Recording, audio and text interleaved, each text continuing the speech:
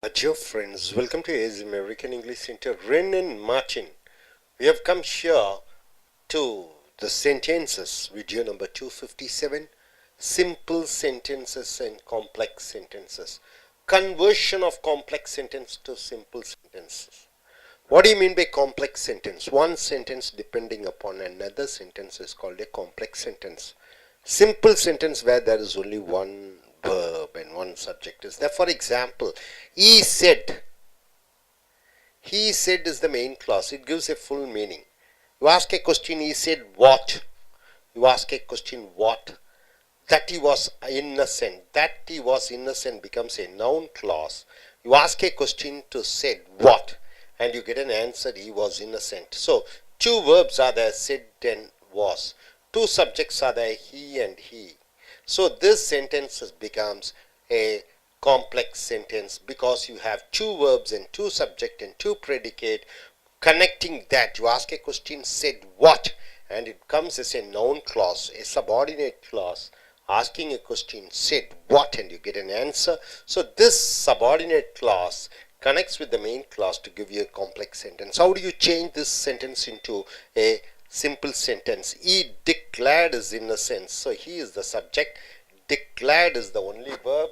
His innocence becomes the only object. So this two verb sentence changes into one simple sentence. He declared his innocence. See here, that you are drunk aggravates your offense.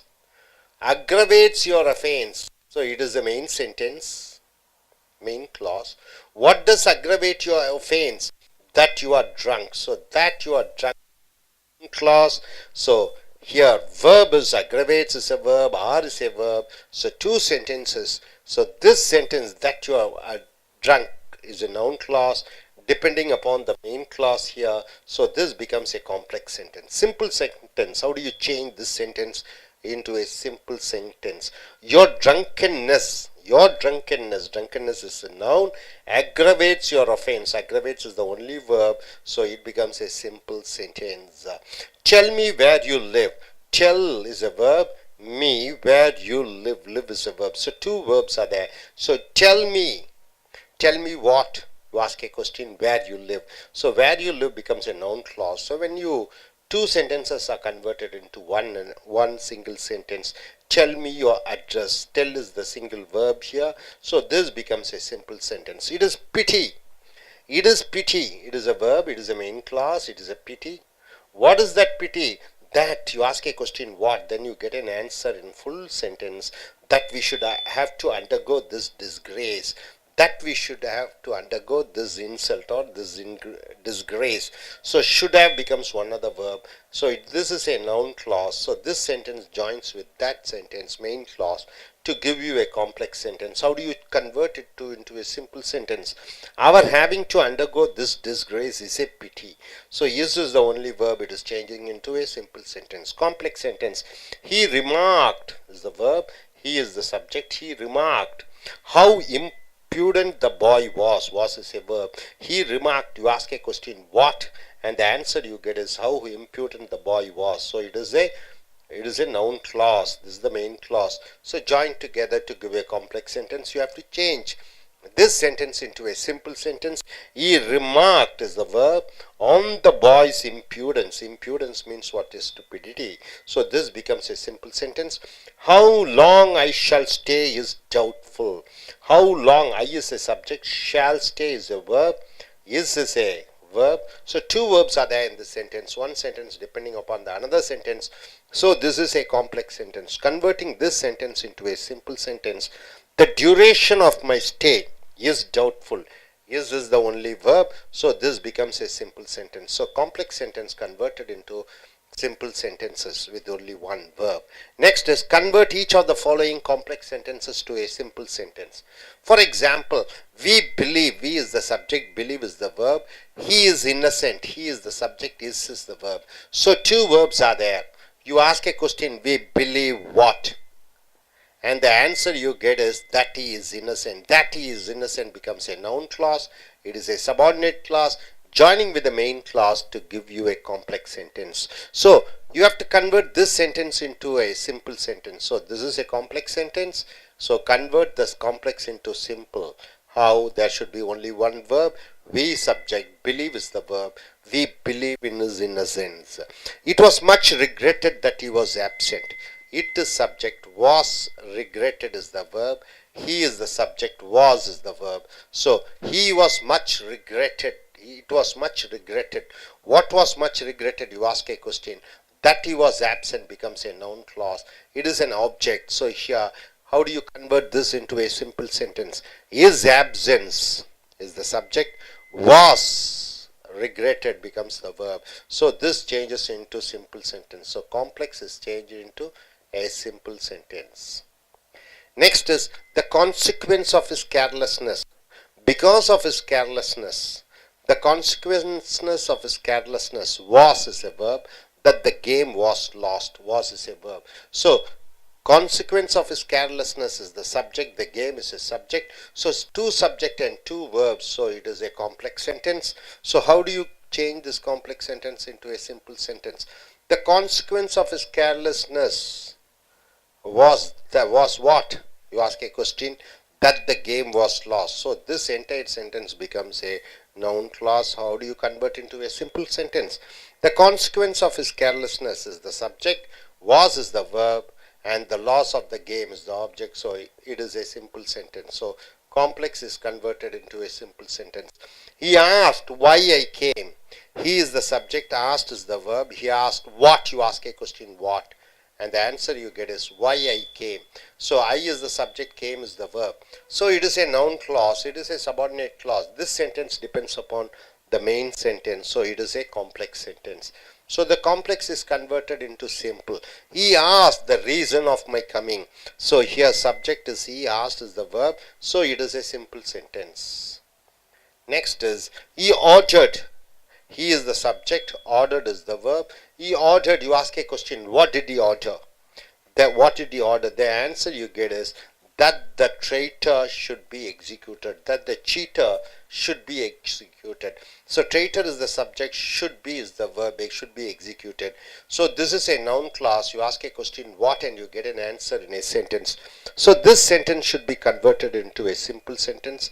This is a complex sentence. So he ordered the execution of the traitor. He is the subject, ordered is the verb. So this becomes a simple sentence. Next is, it is to be hoped that he escaped unhurt. It is to be hoped. Is this a verb?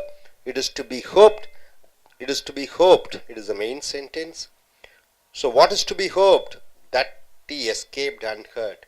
So he is the subject, escaped is the verb. You get an answer. You ask a question, what, and you get an answer. So this becomes a noun clause. So this noun clause should be converted into a phrase to get a simple sentence. So this is a complex sentence. How do you convert into simple sentence? Is escaping unhurt is to be hoped for. Is the verb. So this only one verb is there. So it is a simple sentence. I don't know when I shall return. I subject, don't know is a verb. I don't know what. You ask a question, what. When I shall return, it becomes a noun clause answering the question what to don't know. So this entire sentence becomes a noun clause, subordinate clause, and main clause. So both join together to give you a complex sentence. How do you convert into simple sentence? I don't know the time of my return. I do not know is the only verb, so it becomes a simple sentence. Next is, we hope that better times will come. We hope. We is the subject, hope is the verb. That better times will come. Better time is subject, will come is the verb. So you ask a question, we hope what? And the answer you get is that better times will come. So it becomes a noun clause. So it becomes a subordinate clause, and we hope is the main clause. Both join together to give you a complex sentence. Next, we hope for better times to come. So hope is the only verb here. So this is a simple sentence. Next is the news. The news is the subject. That the enemy landed spread like wildfire. The enemy landed. Landed is the verb. Spread like wildfire. Spread is a verb. So the news spread like a wildfire. The news spread like a wildfire. This is the main sentence. What the news spread? you say that the enemy landed. That the enemy landed becomes a noun clause, subordinate clause. So this sentence joins together with that sentence to give you a complex sentence. So how do you convert into simple sentence? The news of the landing of the enemy, this entire thing is a subject, spread is a verb, like wildfire. So this becomes a simple sentence. Only one verb is there, spread. That I was successful doesn't make me happy. Doesn't make me happy is the main clause. You ask a question, what doesn't make me happy? What? Answer you get is that I was successful. So this becomes a noun clause. I is a subject, was is a verb. Here doesn't make is a verb. So two verbs are there. So this is a complex sentence. And convert this in complex sentence into a simple sentence. My success is the subject. Make is the verb. Me is the object. So it is a simple sentence. So complex sentence is converted into a simple sentence. He ordered the police. He is the subject, ordered is the verb, the police is the object. He ordered the police. You ask a question, what did he order? That they should imprison the rioters. The they is the subject, should imprison is the verb, the rioters is the object. So you ask a question, he ordered the police what? You get an answer that they should imprison the rioters. So this becomes a noun clause, an object. So it is a subordinate clause joining with the main clause to give you a complex sentence. So how do you convert this sentence into a simple sentence? He ordered the police to imprison the rioters. So ordered is the only verb, to imprison is the infinite, so it becomes a simple sentence. Next is that you should be willing to believe this is incredible. Is incredible is the main clause. What is incredible, you ask? Then you get an answer that you should be willing to believe this becomes a noun clause or subordinate clause. So this sentence joins with the other sentence to give you a complex sentence. So how do you convert this complex sentence into a simple sentence? Your willingness to believe this is incredible. Your willingness to believe becomes an entire subject. This is the verb, incredible. So this becomes a simple sentence. Whoever is prudent is respected. Whoever is very prudent means what? Very good at something. Is respectful. Is a verb. Is a verb. Two verbs are there. Is respected. So it is respect is the main clause. Is respected what? Whoever is prudent. Whoever is good at. So a prudent person is respected. A prudent person becomes subject. Is respected becomes the verb. So this is changed into simple sentence from complex. It is reported that our troops have won a victory. It is the subject. Is reported is verb. It is reported is the main clause. You ask a question. It is reported what? And the answer you get is that our troops have won victory. So our troops is the subject. Have won a victory is the object. So this is a noun clause. And when you question it is reported, what is it reported? Then you get an answer. So this becomes a clause with the main clause. So it is a complex sentence. So how do you convert into simple sentence? The victory of our troops. The victory of our troops becomes subject. Is reported becomes the verb. So it becomes a simple sentence. Next is tell me what you mean by this. Tell me. Tell is a verb. What you mean by this. Mean is a verb. So tell me what you mean. So tell me it's a main clause. What to tell, what you mean by this. This is a noun clause. So this is a subordinate clause. So this becomes a complex sentence. So how do you convert this sentence into a simple sentence? Tell me your meaning. So tell is the only verb here. So this becomes a simple sentence. So dear folks, what you are able to understand, conversion of complex sentence into simple sentence. நண்பர்களே, ace அமெரிக்க ஆங்கில வகுப்புகளுக்கு வரவேற்கிறோம். ரென்னன் Martin book. Complex என்றால் என்ன? கலவை வாக்கியம். ஒரு வாக்கியம் இன்னொரு வாக்கியத்தை சார்ந்திருக்கக்கூடிய வாக்கியங்களை காம்ப்ளெக்ஸ் வாக்கியம் என்று சொல்கிறோம்.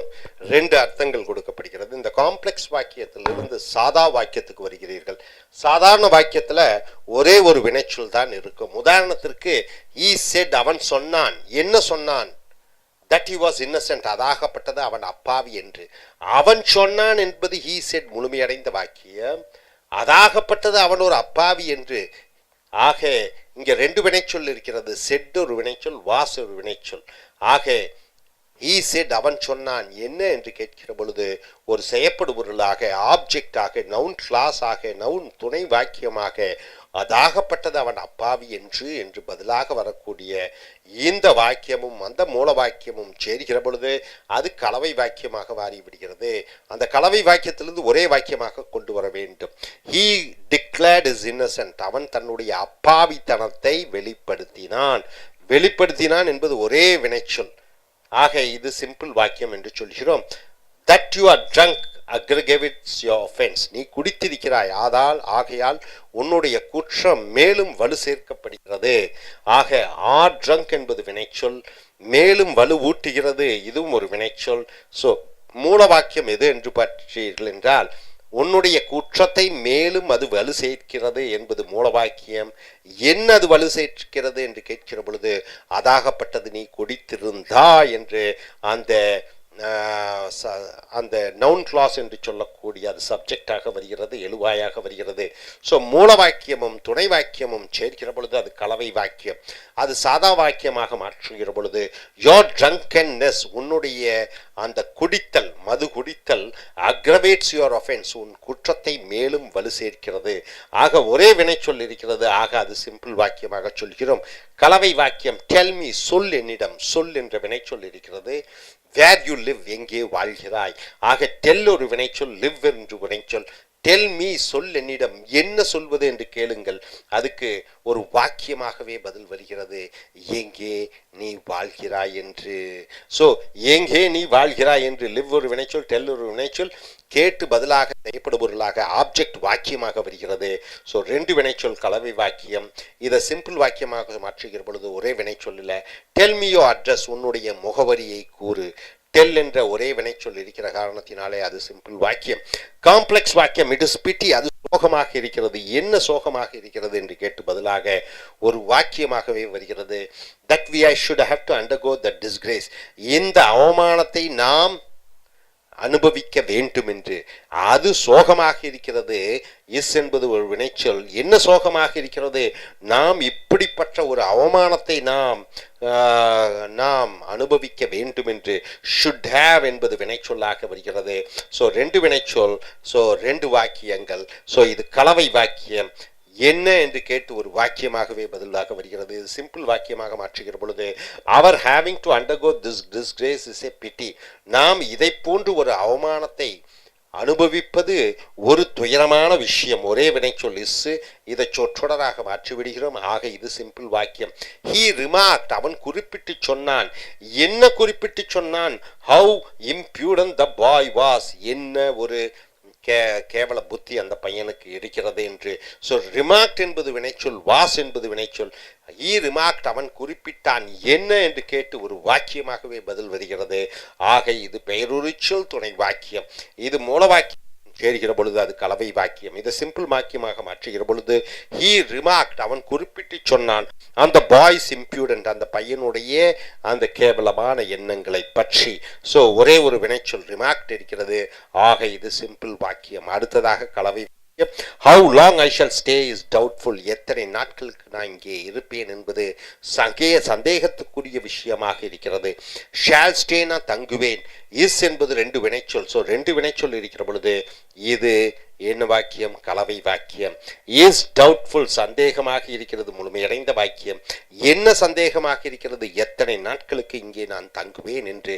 ஸோ இது மூல வாக்கியம், இது சார்பு வாக்கியம். ரெண்டும் சேர்க்கிற பொழுது இது கலவை வாக்கியம். இது பெயர்ச்சொல் துணை வாக்கியமாக வருகிறது. The duration of my stay is doubtful, நான் இங்கே தங்கக்கூடிய காலகட்டம் சந்தேகக்கூடியதாக இருக்கிறது. ஒரே வினைச்சொல். ஆக கலவை வாக்கியத்தை சிம்பிள் வாக்கியமாக மாற்றிவிட்டீர்கள். இங்கே காம்ப்ளெக்ஸ் வாக்கியத்திலிருந்து மறுபடியும் சிம்பிள் வாக்கியமாக மாற்ற வேண்டும். we believe that he is innocent, நாங்கள் நம்புகிறோம். என்ன நம்புகிறோம் என்று கேட்டு பதிலாக ஒரு வாக்கியமே வருகிறது. அதாகப்பட்டது அவன் அப்பாவி என்று.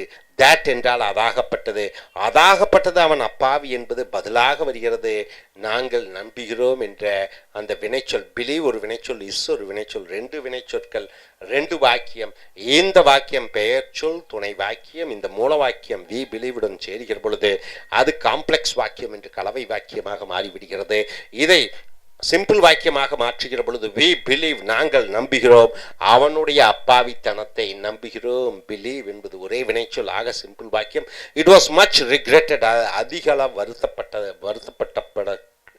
அதிகமாக வருத்தப்பட வைத்திருக்கிறது என்ன என்று கேட்கிற பொழுது அதாகப்பட்டது அவன் விடுமுறையில் இருந்தான் என்று. That he was absent. ரெண்டு வினைச்சொல், was regretted, was. ஆக இது கலவை வாக்கியம். அதிகமாக மனம் வருத்தத்தை செய்தது என்ன என்று கேட்கிற பொழுது ஒரு வாக்கியமாக பதில் வரி. இந்த வாக்கியத்தை சார்ந்திருக்கிற காரணத்தினாலே அது கலவை வாக்கியம் என்று சொல்கிறோம். இதை சாதா வாக்கியமாக மாற்றுகிற பொழுது அவனுடைய ஆப்சன்ஸ், அவனுடைய இல்லாமை, அவன் வராதது, வாஸ் மச் ரிக்ரெட்டட், அதிக அளவிலே வருத்தத்தை உண்டாக்கக்கூடியதாக இருந்தது. ஸோ வாஸ் ரிக்ரெட்டட் என்பது வினைச்சொல்லாக வருகிறது. ஸோ ஒரே வினைச்சொல். ஸோ இது சிம்பிள் வாக்கியம் என்று சொல்கிறோம். The consequences of his carelessness, அவனுடைய அக்கறை இல்லாததன் விளைவாக was that the game was lost, அந்த போட்டி தோல்வி அடைந்தது. வாஸ் ரெண்டு வினைச்சொல். ஆக மூல வாக்கியம் என்று என்னென்று பார்த்தீங்கன்னா the consequence of his carelessness was, அவனுடைய அக்கறை இல்லாததனுடைய விளைவு இருந்தது என்ன என்று கேட்கிற பொழுது அதாகப்பட்டது கேம் தோல்வி அடைந்தது என்று சார்பு வாக்கியம் பெயர்ச்சொல் துணை வாக்கியமாக இந்த மூல வாக்கியத்தை சார்ந்து இருக்கக்கூடிய காரணத்தினாலே இது காம்ப்ளெக்ஸ் வாக்கியம் என்று சொல்கிறோம். அதைவே சாதா வாக்கியமாக மாற்றுகிற பொழுது ஒரே வினைச்சொல் இருக்க வேண்டும்.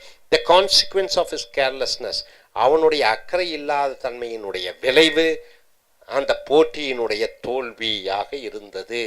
வாஸ் என்பது ஒரே வினைச்சொல். ஸோ இது சிம்பிள் வாக்கியம் என்று சொல்கிறோம்.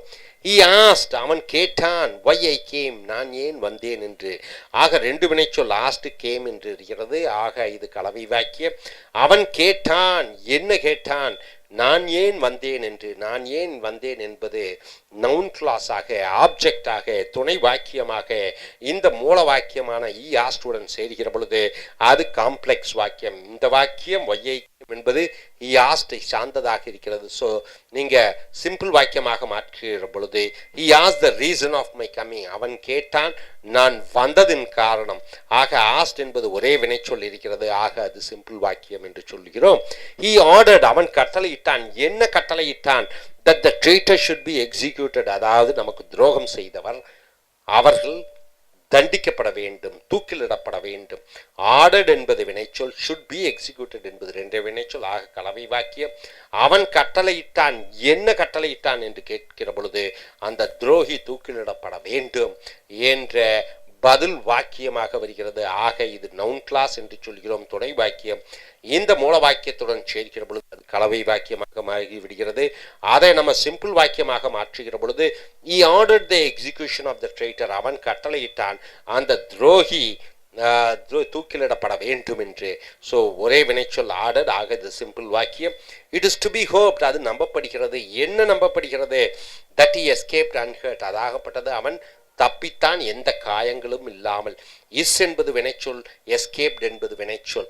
ஆக it is to be hoped, அது நம்பப்படுகிறது. என்ன என்று கேட்கிற பொழுது அவன் எந்த காயமும் இல்லாமல் தப்பி இருந்தான். எஸ்கேப்ட் ஒரு வினைச்சொல், இஸ் என்பது வினைச்சொல். இது பெயர் ஒரு சொல் துணை வாக்கியம். மூல வாக்கியத்துடன் சேர்கிற பொழுது அது காம்ப்ளெக்ஸ் வாக்கியமாக மாறிவிடுகிறது.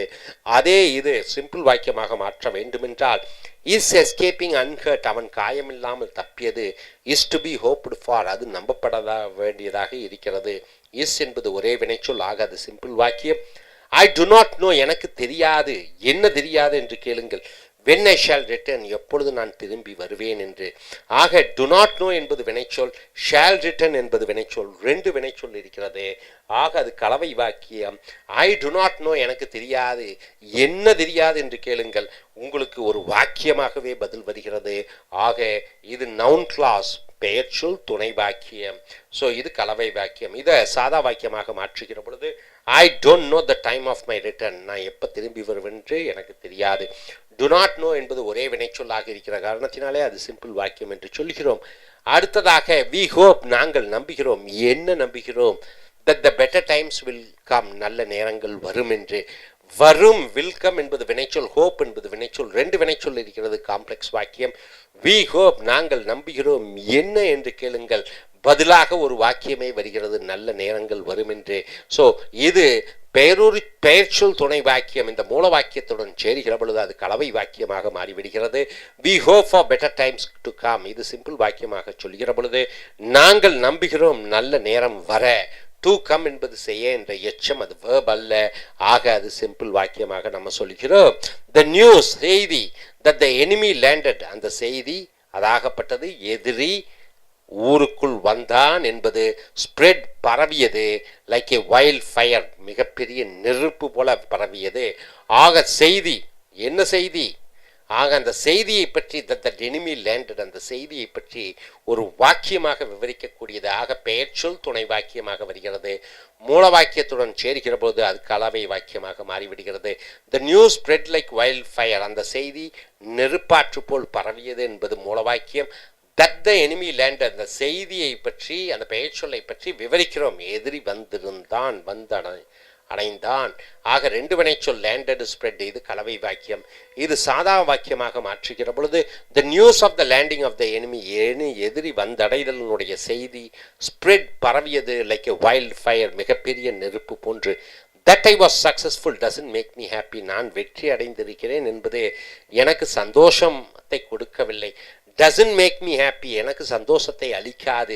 என்ன எனக்கு சந்தோஷத்தை அளிக்காது என்று கேளுங்கள், நான் வெற்றி அடைந்தது. ஆக was என்பது வினைச்சொல், doesn't make என்பது வினைச்சொல், ரெண்டு வினைச்சொல். ஆக இது கலவை வாக்கியம். சந்தோஷம் அடைய வைக்காது என்ன என்று கேட்டு பதிலாக இது எழுவாயாக சப்ஜெக்டாக வாக்கியத்தின் முன்னாடியாக வருகிற காரணத்தினாலே பெயர்ச்சொல் துணை வாக்கியம். இந்த பெயர்ச்சொல் துணை வாக்கியம் மூல வாக்கியமான doesn't make me happy உடன் சேர்கிற பொழுது கலவை வாக்கியமாக மாறிவிடுகிறது. இதை சிம்பிள் வாக்கியமாக சொல்லுகிற பொழுது மை சக்சஸ், என்னுடைய வெற்றி, doesn't make me happy, என்னை சந்தோஷத்தில் ஆழ்த்தாது. doesn't make என்பது ஒரே வினைச்சொல், ஆக அது சிம்பிள் வாக்கியம் என்று சொல்கிறோம். he ordered, அவன் கட்டளையிட்டான். என்ன கட்டளையிட்டான் என்று கேளுங்கள். he ordered என்பது முழுமையடைந்த வாக்கியம், ஒரு வினைச்சொல் இருக்கிறது, ஒரு எழுவாய் இருக்கிறது, அர்த்தம் குடிக்கிறது. he ordered the police, அவன் போலீஸுக்கு கட்டளையிட்டான், இது முழுமையடைந்த வாக்கியம். அவன் போலீஸுக்கு கட்டளையிட்டான். என்ன கட்டளையிட்டான் என்று கேளுங்கள். that they should imprison the rioters, அந்த போராடி கொண்டிருக்க கூடியவர்களை கைது செய்ய வேண்டும் என்று. ஆக ஆர்டர்ட் என்பது வினைச்சொல், ஷுட் இம்ப்ரெஷன் என்பது வினைச்சொல். ஆக ஆர்டர்ட் த போலீஸ், அவன் போலீஸிடம் கட்டளையிட்டான் என்ன என்று கேட்டு பதிலாக ஒரு வாக்கியமே வருகிறது. ஸோ இது பெயர்ச்சொல் துணை வாக்கியம், இது மூல வாக்கியம். ரெண்டும் சேர்கிற பொழுது அது கலவை வாக்கியமாக மாறிவிடுகிறது. he ordered the police, அவன் கட்டளையிட்டான் போலீஸ்க்கு, டு இம்ப்ரெஷன் த ரைட்டர்ஸ், அந்த போராளிகளை கைது செய்ய. ஸோ டு இம்ப்ரெஷன் என்பது செய்ய என்ற எச்சம் வினைச்சொல் அல்ல, ஆர்டர்ட் என்பது வினைச்சொல். இது காம்ப்ளெக்ஸ் சிம்பிள் வாக்கியம் என்று சொல்கிறோம். அடுத்ததாக that you should be willing to believe this, நீ இதை நம்ப வேண்டும் என்பது இஸ் இன்கிரெடிபிள், அது நம்ப முடியாததாக இருக்கிறது. இன்கிரெடிபிள் என்றால் நம்பவே முடியவில்லை. இஸ் என்பது ஒரு வினைச்சொல், ஷுட் பி வில்லிங் இது ஒரு வினைச்சொல், ரெண்டு வினைச்சொல்லாக இருக்கிறது. நம்ப முடியவில்லை இது முழுமையடைந்த வாக்கியம். என்ன நம்ப முடியவில்லை என்று கேளுங்கள். அதாகப்பட்டது நீ இதை நம்ப வேண்டும் என்று நம்புகிறாயே, அது நம்ப முடியாது. ஸோ இது பெயர்ச்சொல் துணை வாக்கியம். இந்த மூல வாக்கியத்துடன் சேர்கிற பொழுது அது கலவை வாக்கியமாக வருகிறது. your willingness to believe this is incredible, உன்னுடைய விருப்பம் இதை நம்புவது என்பது நம்ப முடியாதாக இருக்கிறது. இஸ் என்பது ஒரே வினைச்சொல், ஆக simple வாக்கியமாக மாற்றிவிட்டோம். whoever is prudent is respected, யாரெல்லாம் நல்ல மனதுடன் இருக்கிறார்களோ அவர்கள் மதிக்கப்படுகிறார்கள். ஸோ இஸ் என்பது வினைச்சொல், இஸ் என்பது வினைச்சொல், இஸ் ரெஸ்பெக்டட் ரெண்டு வினைச்சொல் இருக்கிறது, கலவை வாக்கியம். இஸ் ரெஸ்பெக்டட் மதிக்கப்படுகிறார்கள், இது முழுமையடைந்த வாக்கியம். யார் மதிக்கப்படுகிறார்கள் என்று கேட்கிற பொழுது whoever is prudent, யாரெல்லாம் நல்ல மனதுடன் இருக்கிறார்களோ எழுவாயாக வருகிறது. நவுன் கிளாஸ் பெயர்ச்சொல் எழுவாய் துணை வாக்கியம். இந்த வாக்கியத்துடன் மூல வாக்கியத்துடன் சேர்கிற பொழுது கலவை வாக்கியமாக வருகிறது. இதை சிம்பிள் வாக்கியமாக மாற்றுகிற பொழுது a prudent person, நல்ல புத்தியுடைய மனிதன், நல்ல எண்ணமுடைய மனிதன், இஸ் ரெஸ்பெக்டட் அவன் மதிக்கப்படுகிறான். இஸ் ரெஸ்பெக்டட் என்பது ஒரே வினைச்சொல்லாக அது சிம்பிள் வாக்கியம் என்று சொல்கிறோம். இட் இஸ் ரிப்போர்ட்டட் அப்படியாக செய்தி சொல்லப்படுகிறது. இஸ் ரிப்போர்ட்டட் என்பது வினைச்சொல். என்ன செய்தி சொல்லப்படுகிறது என்று கேட்டு பதிலாக ஒரு வாக்கியமே வருகிறது. தட் அவர் ட்ரூப்ஸ் நம்மளுடைய இராணுவ சிப்பாய்கள் ஹேவ் ஒன் ஏ விக்டரி அவர்கள் ஜெயித்திருக்கிறார்கள் ஒரு போட்டியை ஒரு போரை. ஸோ ஹேவ் ஒன் என்பது வினைச்சொல், இஸ் ரிப்போர்ட்டட் என்பது வினைச்சொல், ரெண்டு வினைச்சொல் கலவை வாக்கியம். இட் இஸ் ரிப்போர்ட்டட் அது செய்தியாக சொல்லப்படுகிறது. என்ன என்று கேட்டு வாக்கியமாகவே பதில் வருகிறது. ஆக பெயர் சொல் துணை வாக்கியம். இது இந்த மூல வாக்கியத்துடன் சேர்கிற பொழுது கலவை வாக்கியமாக மாறிவிடுகிறது. ஆக இதை சிம்பிள் வாக்கியமாக மாற்றுகிற பொழுது the victory of our troops நம்மளுடைய வீரர்களுடைய வெற்றி இஸ் ரிப்போர்ட்டட் அது செய்தியாக சொல்லப்பட்டது படுகிறது. ஸோ இஸ் ரிப்போர்ட் என்பது வினைச்சொல். ஆக சிம்பிள் வாக்கியம். டெல் மீ சொல் என்னிடம், என்ன சொல்லுவது, what you mean by this இதன் மூலமாக என்ன அர்த்தத்தை சொல்ல விரும்புகிறாய். ஸோ டெல் என்பது ஒரு வினைச்சொல், மீன் என்பது வினைச்சொல். ஸோ டெல் மீ என்பது முழுமையடைந்த வாக்கியம். What you mean by this என்பது சார்பு வாக்கியமாக வருகிறது, பெயர்ச்சொல் துணை வாக்கியமாக வருகிறது. ஸோ இது கலவை வாக்கியம். இந்த கலவை வாக்கியத்தை சிம்பிள் வாக்கியமாக மாற்றுகிற பொழுது டெல் மீ யோர் மீனிங் உன்னுடைய அர்த்தத்தை சொல் என்று வருகிறோம். ஸோ இது சிம்பிள் வாக்கியம். ஸோ நண்பர்களே, கலவை வாக்கியம் என்பது ஒரு வாக்கியம் இன்னொரு வாக்கியத்தை சார்ந்திருக்கக்கூடியதாக இருக்கிறது. சிம்பிள் வாக்கியம் என்பது எதையும் சாராத தனித்தன்மையுடன் ஒரே ஒரு வினைச்சொல்லுடன் இருக்கிறது. கலவை வாக்கியம் ரெண்டு வினைச்சொல் இருக்கிறது. அந்த கலவை வாக்கியத்தில் மூல வாக்கியம் துணை வாக்கியம் என்று பிரிந்து துணை வாக்கியங்கள் எப்பொழுதும் மூல வாக்கியத்தை சார்ந்திருக்கக்கூடிய காரணத்தினாலே அதை காம்ப்ளெக்ஸ் வாக்கியம் என்று சொல்கிறோம்.